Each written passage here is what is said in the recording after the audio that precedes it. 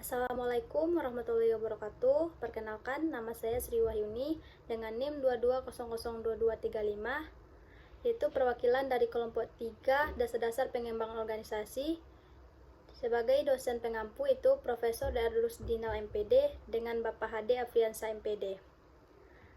Baik, di sini saya akan menjelaskan materi tentang proses perubahan organisasi di lembaga pendidikan. Yang pertama itu proses perubahan organisasi menurut para ahli terbagi menjadi 6. Yang pertama itu fase perubahan berencana (PASEIM). Secara umum, proses perubahan berencana meliputi 3 fase sebagai berikut. Yang pertama itu preparing for change atau mempersiapkan untuk perubahan. Yang kedua, managing change atau mengelola perubahan. Yang ketiga, arrange for change atau memperkuat perubahan.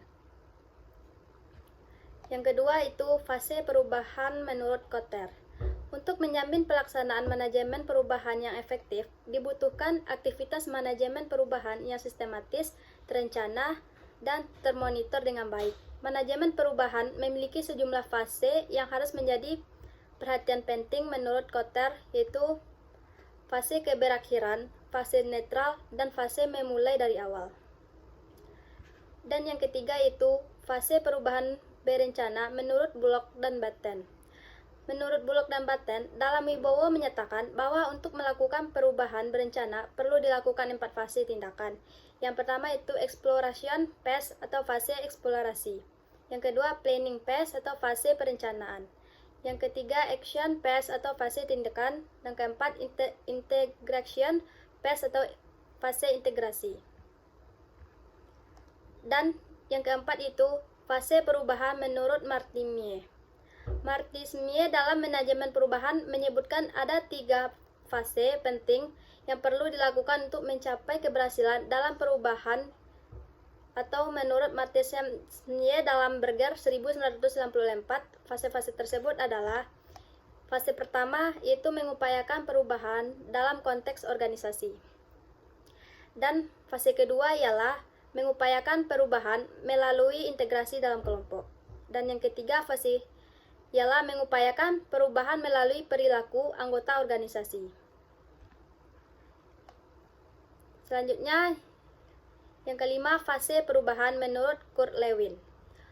Kurt Lewin atau Robbins 2008 mengajukan teori 3 fase perubahan dan sering disebut sebagai pencairan, perubahan, dan pembekuan kembali.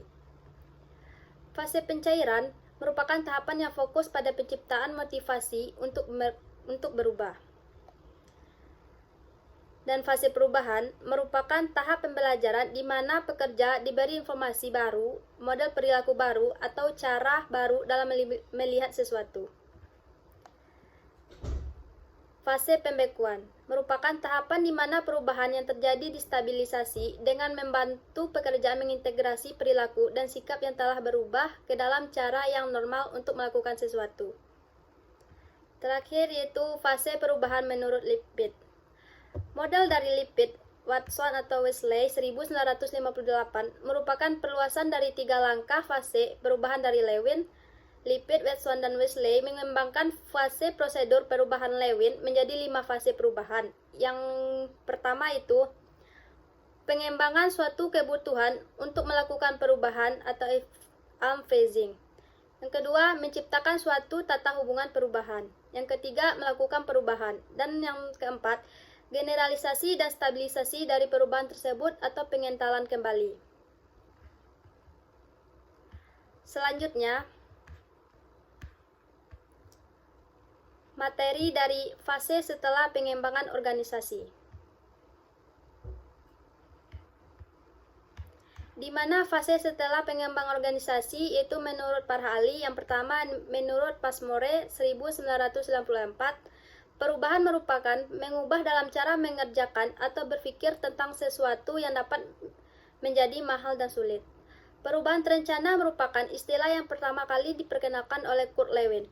Perubahan terencana merupakan perubahan yang sengaja digerakkan dan direncanakan oleh organisasi. Perubahan terencana merupakan perubahan rutin, berulang-ulang, diprediksi, dan dikendalikan. Selanjutnya, menurut Wibowo tahun 2008, Perubahan dapat terjadi pada diri kita maupun di sekeliling kita, bahkan kadang-kadang kita tidak dapat sadari bahwa hal tersebut berlangsung. Perubahan berarti bahwa kita harus berubah dalam hal dan sulit. Selanjutnya, menurut Ivan Cevich, tahun 1999, ada beberapa alternatif pendekatan, yaitu dapat digunakan manajer untuk mengelola rencana perubahan. Yaitu yang pertama, managing change through power. Manajer mempunyai power dan dapat menggunakannya untuk mendorong karyawan berubah seperti keinginan manajer. Yang kedua, managing change, perubahan yang didasarkan pada alasan-alasan tertentu. Dan yang ketiga, managing change through reduction, implikasinya untuk memperbaiki fungsi-fungsi organisasional. Selanjutnya, menurut Muhammad Arifin, tahun 2017, manajemen perubahan merupakan suatu proses yang sistematis dalam menerapkan pengetahuan, sarana, dan sumber daya yang diperlukan untuk memengaruhi perubahan pada orang yang akan terkena dampak dari proses tersebut. Terakhir, menurut Mardikanto, tahun 2010, perubahan terencana adalah suatu proses yang dinamis yang direncanakan oleh seseorang secara individual atau tergabung dalam suatu lembaga-lembaga sosial. Yang artinya, perubahan tersebut memang menuntut dinamika masyarakat untuk mengantisipasi keadaan-keadaan di masa mendatang. Selanjutnya, materi yang ketiga yaitu ciri-ciri perubahan yang berhasil. Di mana menurut Sondang tahun 1995, ciri-ciri perubahan yang berhasil itu antara lain yang pertama itu kemampuan bergerak lebih cepat dalam arti lebih inovatif dan tanggap terhadap tuntunan lingkungannya. Yang kedua, sadar tentang pentingnya komitmen pada peningkatan mutu produk yang dihasilkan berupa barang dan jasa. Dan yang ketiga, peningkatan keterlibatan para anggota organisasi dalam proses pengambilan keputusan, terutama yang menyangkut karir, pekerjaan, dan penghasilannya. Dan yang keempat, orientasi pada pelanggan, preferensi, dan kecenderungannya berperilaku selalu berubah. Terakhir itu organisasi yang strukturnya menjurus kepada bentuk yang semakin datar dan bukan piramidal, antara lain berkat penerapan teknologi dan perubahan kultur organisasi. Sekian penjelasan dari materi dari saya tentang proses pengembangan organisasi di lembaga pendidikan. Sekian saya ucapkan terima kasih. Assalamualaikum warahmatullahi wabarakatuh.